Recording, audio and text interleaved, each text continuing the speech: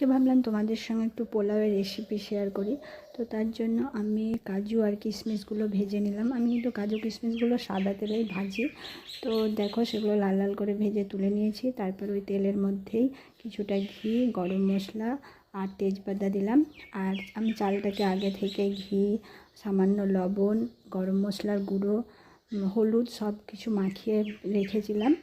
তো সেটা ভালো করে ভেজে নিলাম। তো তারপর গরম জল দিয়ে মধ্যে কাজু কিশমিশ দিয়ে আর চিনি দিয়ে দিলাম। তারপরে লো ফ্লেমে ঢাকা দিয়ে দিলাম। আর তোমরা চালটা খুব ভালো করে ভাজবে, তাহলে পোলাও লেগে লেগে যাবে না, একদম ঝরঝরে হবে। দেখো কিছুক্ষণ পরে আমি খুললাম, তো দেখো কত ঝরঝরে হয়ে গেছে পোলাওটা। আর চালটা যদি ভালো ভাজা না হয় তাহলে গায়ে গায়ে লেগে যাবে, গোটা হয়ে যাবে। তো আজকে আমাদের পোলাও রেডি হয়ে গেছে। আর ওইদিকে শাশুড়ি মা উনুনে চিকেন কষা রান্না করছে। তো আমাদের আজকে রেসিপি হলো পোলাও আর চিকেন কষা। তো তোমরা ভিডিওটা লাইক এবং শেয়ার করে দিও আর আমার পাশে